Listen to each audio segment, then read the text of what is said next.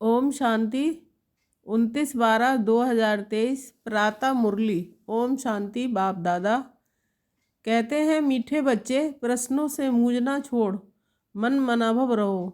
बाप और बरसे को याद करो, पवित्र बनो और बनाओ। प्रश्न है, शिव बाबा तुम बच्चों से अपनी पूजा नहीं करवा सकते हैं, क्यों? उत्तर है, बाबा कहते हैं, मैं तुम बच्चों का मोस्ट ओबीडियंट सर्वेंट हूँ। तुम बच्चे मेरे मालिक हो, मैं तो तुम बच्चों को नमस्ते करता हूँ। बाप है निरंकारी, बच्चों को भी बाप समान बनाना है। मैं तुम बच्चों से अपनी पूजा कैसे कराऊंगा? मेरे पैर भी नहीं है जिसको तुम धुलाई करो। तुम्हें तो खुदाई खिदमतगार बन विश्व की सेवा करनी है। गीत। निर्बल से लड़ाई बलवान की। ओम शांति। निराकार शिव भगवान वाच। शिव बाबा निराकार है और आत्माएं जो शिव बाबा कहती हैं वह भी असल में निराकार है। निराकारी दुनिया में रहने वाले हैं या पाठ बजाने के लिए साकार बने हैं।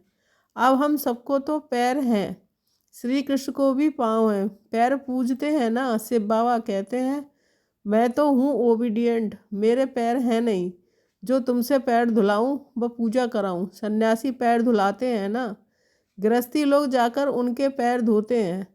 पैर तो मनुष्यों के हैं, शिव बाबा को पैर ही नहीं है जो तुमको पैर की पूजा करनी पड़े। यह है पूजा की सामग्री। बाप कहते हैं, मैं ज्ञान का सागर हूँ, मैं अपने बच्चों को कैसे पैर धुलाऊंगा? बाप तो कहते हैं, वंदे मातरम। माताओं को फिर क्या कहना है? हाँ, खड़े होकर कहेंगे, शिव बाबा नमस्ते। जैसे सलाम अलैकुम कहते हैं ना, सो भी बाप को पहले नमस्ते करना पड़ता है। कहते हैं, आई एम मोस्ट ओबीडियंट, बेहद का सर्वेंट हूँ। निराकार और निराकारी कितना है, पूजा की तो बात ही नहीं। मोस्ट बिलवेड चिल्ड्रन जो मिल्कियत के मालिक बनते हैं, उनसे कैसे पूजा कराएंगे? हाँ, छोटे बच्चे बाप के पांव पड़ते हैं क्योंकि बाप बड़ा है, परंतु वास्तव में तो बाप बच्चों का भी सर्वेंट है। जानते हैं कि बच्चों को माया बहुत तंग करती है, बहुत कड़ा पार्ट है, बहुत अपार दुख अंजुनु आने वाले हैं। ये सारी बेहद की बात है। तभी वेद का बाप आते हैं। बाप कहते हैं, दाता मैं एक ही हूँ, अन्य किसी को भी दाता नहीं कह सकते। बाप से सब मांगते हैं, साधु लोग भी मुक्ति मांगते हैं, भारत के गृहस्थी लोग भगवान से जीवन मुक्ति मांगते हैं, तो दाता एक हो गया। गाया भी हुआ है, सर्व का सद्गति दाता एक। साधु लोग जब खुद ही साधना करते हैं तो औरों को फिर गति सद्गति कैसे दे सकते हैं? मुक्ति धाम और जीवन मुक्ति धाम दोनों का प्रोपराइटर एक ही बाप है। वह अपने समय पर आते हैं एक ही बार और सभी जन्म मरण में आते रहते हैं। ये एक ही बार आते हैं, जबकि रावण का राज खत्म होना होता है, उसके पहले आ नहीं सकते। ड्रामा में पार्ट ही नहीं है। तो बाप कहते हैं, तुमने मेरे द्वारा मुझे अब पहचाना है, मनुष्य नहीं जानते तो सर्वव्यापी कह दिया है। अभी तो है रावण राज, भारतवासी ही रावण को जलाते रहते हैं, तो सिद्ध है रावण राज भारत में है, रामराज भी भारत में है। ये बातें रामराज स्थापन करने वाला ही समझाते हैं कि कैसे अब रावण राज है। ये कौन समझाते हैं? निराकार शिव भगवान वाच। आत्मा को शिव नहीं कहेंगे, आत्माएं हैं सब सालिग्राम, शिव एक को ही कहा जाता है। सालिग्राम तो अनेक होते हैं। ये है रुद्र ज्ञान यज्ञ। वह ब्राह्मण लोग जो यज्ञ रचते हैं, उसमें एक बड़ा शिवलिंग और छोटे छोटे सालिग्राम बनाकर पूजा करते हैं। देवियों आदि की पूजा तो वर्ष वर्ष होती है, ये तो रोज मिट्टी के बनाते हैं और पूजा करते हैं। रुद्र का बड़ा मान होता है। सालिग्राम कौन है वह तो जानते नहीं। तुम शिव शक्ति सेना पतितों को पावन बनाती हो, शिव की पूजा तो होती है, सालिग्राम कहाँ जाएं? तो बहुत मनुष्य रुद्र यज्ञ रच सालिग्रामों की पूजा करते हैं। शिव बाबा के साथ बच्चों ने भी मेहनत की है, शिव बाबा के मददगार हैं, उनको कहा जाता है खुदाई खिदमतगार। खुद निराकार भी जरूर कोई शरीर में आएंगे ना, स्वर्ग में तो खिदमत की दरकार नहीं है। शिव बाबा कहते हैं, देखो ये मेरे खिदमतगार बच्चे हैं, नंबरवार तो है ना, सबकी पूजा तो कर ना सके, ये यज्ञ भी भारत में ही होते हैं। ये राज बाप ही समझाते हैं। वह ब्राह्मण लोग व सेठ लोग थोड़े ही जानते हैं। वास्तव में ये है रुद्र ज्ञान यज्ञ। बच्चे पवित्र बन भारत को स्वर्ग बनाते हैं। ये बड़ी हॉस्पिटल है जहाँ योग द्वारा हम एवर हेल्दी बनते हैं। बाप कहते हैं मुझे याद करो, दे अहंकार पहला नंबर का विकार है जो योग तोड़ता है। बॉडी कॉन्शियस होते हो, बाप को भूलते हो, तभी फिर और विकार आ जाते हैं। ये योग निरंतर लगाना बड़ी मेहनत है। मनुष्य श्री कृष्ण को भगवान समझ उनकी पूजा करते हैं, परंतु वह पतित पावन तो है नहीं जो उनके पैर पूजे जाएं। शिव तो है ही बिगर पाँव। वह तो आकर माताओं का सर्वेंट बनते हैं और कहते हैं बाप और स्वर्ग को याद करो, तो फिर तुम 21 जन्म राज करेंगे। 21 पीढ़ी गाई हुई हैं और धर्मों में नहीं गाई जाती हैं। किसी भी धर्म वाले को 21 जन्म स्वर्ग की बादशाही नहीं मिलती है। ये भी ड्रामा बना हुआ है। देवता धर्म वाले जो और धर्मों में मिक्स हो गए हैं वह फिर निकल आएंगे। स्वर्ग के सुख तो अपरंपार हैं। नई दुनिया नए मकान में अच्छा सुख होता है। थोड़ा पुराना होने में कुछ ना कुछ दाग हो जाते हैं, फिर रिपेयर किया जाता है। तो जैसे बाप की महिमा अपरंपार है, वैसे स्वर्ग की महिमा भी अपरंपार है, जिसका मालिक बनने का तुम पुरुषार्थ कर रहे हो और कोई स्वर्ग का मालिक बना ना सके। तुम बच्चे जानते हो विनाश की सीन बड़ी दर्दनाक है। उनके पहले बाप से बरसा ले लेना चाहिए। बाप कहते हैं मेरे बनो अर्थात ईश्वरीय गोद लो। शिव बाबा बड़ा है ना, तो तुमको प्राप्ति बहुत है। स्वर्ग के सुख अपरंपार हैं। नाम सुनते ही मुख में पानी होता है। कहते भी हैं फलाना स्वर्ग पधारा। स्वर्ग प्यारा लगता है ना, ये तो है ही नरक।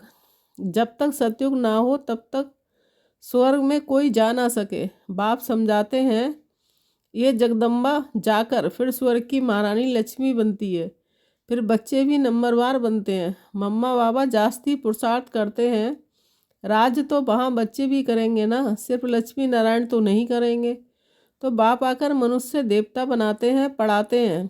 अगर कहते हैं कि श्री कृष्ण बनाते तो फिर श्री कृष्ण को तो ले गए हैं द्वापर में। द्वापर में तो देवता होते नहीं हैं। सन्यासी कह ना सके कि हम स्वर्ग जाने के लिए रास्ता बताते हैं। इसके लिए तो भगवान चाहिए। कहते हैं मुक्ति जीवन मुक्ति के द्वार कलयुग के अंत में खुलेंगे। यह है रुद्र ज्ञान यज्ञ। मैं हूँ शिव रुद्र और ये है सालिग्राम। ये सब शरीरधारी हैं। मैंने शरीर का लोन लिया हुआ है। ये सब ब्राह्मण हैं। ब्राह्मण बगैर ये ज्ञान कोई में होता नहीं है, शूद्रों में भी नहीं है। सतयुग में देवी देवताओं तो पारस बुद्धि थे जो बाप ही अब बनाते हैं। सन्यासी किसको पारस बुद्धि बना ना सके। भल खुद पवित्र हैं फिर भी बीमार हो पड़ते हैं। स्वर्ग में कभी बीमार नहीं पड़ेंगे, वहाँ तो अपार सुख है।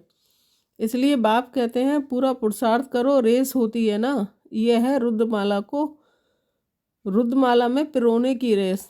अहम आत्मा को दौड़ी लगानी है योग की। जितना योग लगाएंगे तो समझेंगे कि ये तीखा दौड़ रहा है। इनको विक्रम विलास होते जाएंगे। तुम उठते बैठते चलते फिरते यात्रा पर हो।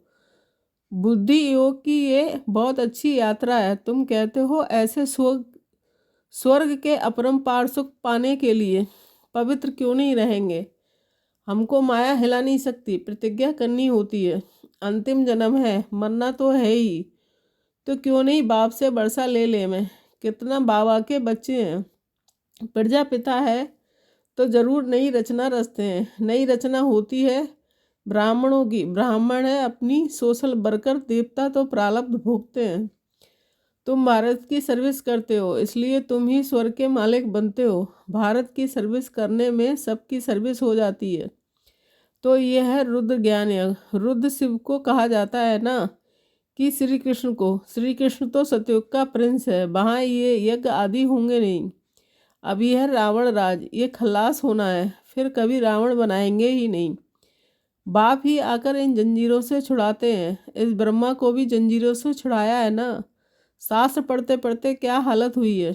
तो बाप कहते हैं अब मुझे याद करो। बाप को याद करने की हिम्मत नहीं है, पवित्र रहते नहीं, फालतू प्रश्न पूछते रहते हैं। तो बाप कहते हैं मन मना भव, अगर किसी बात में मूंझते हो तो उसको छोड़ दो, मन मना हो। ऐसे नहीं कि प्रश्न का रिस्पॉन्स नहीं मिला तो पढ़ना ही छोड़ दो।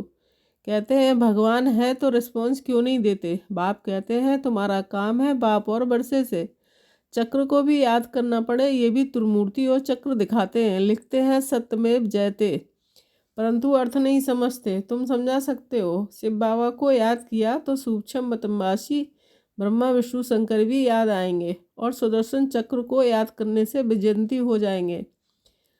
जयते माना माया पर जीत पहनेंगे। कितनी समझ की बात है। यहाँ कायदे हैं। हंसों की सभा में बगुले बैठ ना सके। बीके जो स्वर्ग की परी बनाती है उन पर बड़ी रिस्पॉन्सिबिलिटी है। पहले जब कोई आते हैं तो उनसे हमेशा ये पूछो आत्मा के बाप को जानते हो। प्रश्न जो पूछते हैं तो जरूर जानते होंगे।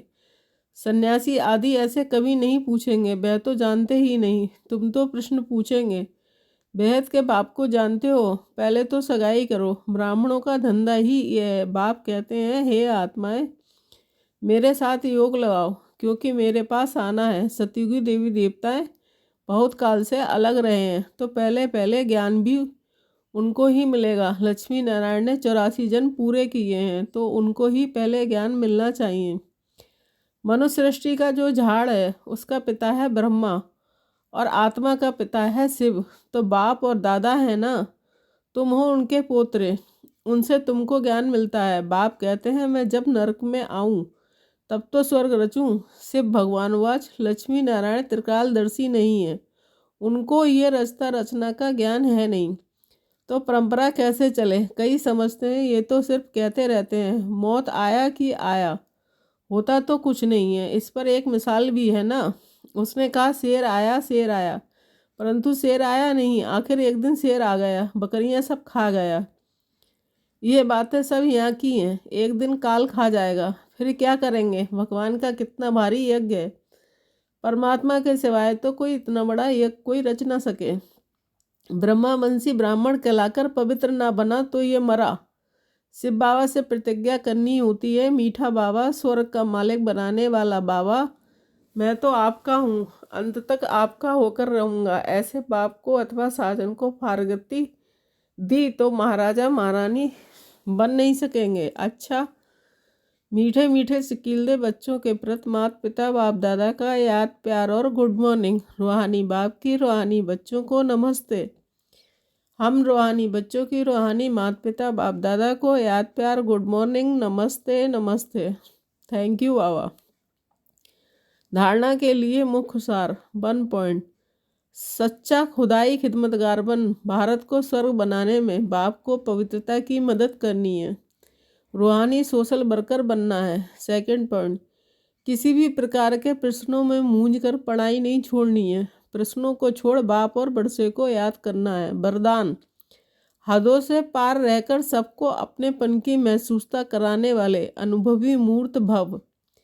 स्पष्टीकरण, जैसे हर एक के मन से निकलता है मेरा बाबा, ऐसे सभी के मन से निकले कि ये मेरा है। बेहद का भाई है या बहन है, दीदी है, दादी है, कहाँ भी रहते हो लेकिन बेहद सेवा के निमित्त हो। हदों से पार रहकर बेहद की भावना, बेहद की श्रेष्ठ कामना रखना, यही है फॉलो फादर करना। अभी इसका प्रैक्टिकल अनुभव करो और कराओ। वैसे भी अनुभवी बुजुर्ग को पिताजी काका जी कहते हैं। ऐसे बेहद के अनुभवी अर्थात सबको अपनापन महसूस हो। स्लोगन, उपराम स्थिति द्वारा उड़ती कला में उड़ते रहो तो कर्म रूपी डाली के बंधन में फंसेंगे नहीं। ओम शांति।